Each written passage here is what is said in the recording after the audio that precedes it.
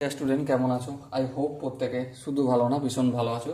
স্ক্রিনের ওপর একটা প্রশ্ন দেখা যাচ্ছে, তাই না? সো প্রশ্নটা কি সেটা আগে মন দিয়ে পড়ে নিই।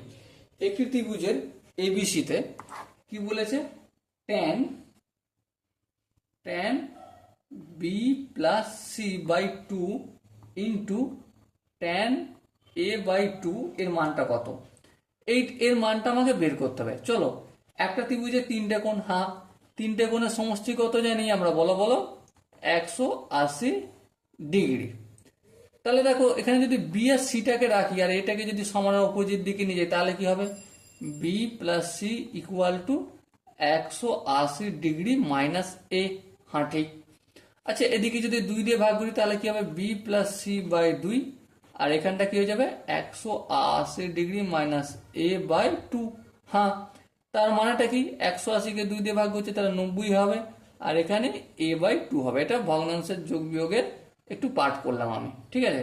তাহলে ট্যান ট্যান লিখলাম B plus C by 2, value কত পেয়েছি? 90 degree minus A by 2 into tan A by 2। আচ্ছা, এখানে দেখো 90 ডিগ্রি মানে 1 ইন্টু 90 ডিগ্রি, তাহলে একটা ট্যান থাকবে না, কি হয়ে যাবে? কট হয়ে যাবে। করে দিলাম। এ বাই 2টা লিখে দিলাম, কিন্তু সামনে প্লাস হবে না মাইনাস হবে? এ দেখো 90 ডিগ্রি মানে এখানে A by minus A by 2 মানে ফার্স্ট কোয়াড্রেন্টে পড়ছে, মানে সবাই পজিটিভ, পজিটিভ থাকলো। Into tan A by 2। আচ্ছা, একটা কথা বলো, tan theta into cot theta সমান কত? 1 হয়। তাহলে এখানে cot A by 2 into tan A by 2 এর ভ্যালু কত? অবভিয়াসলি 1। বুঝাতে পারলাম কি? আই হোপ প্রত্যেকে বুঝতে পেরেছো। যদি কোনো জায়গায় বুঝতে অসুবিধা থাকে, ডাউট থাকে বা কনফিউশন থাকে, তার জন্য কি করতে হবে?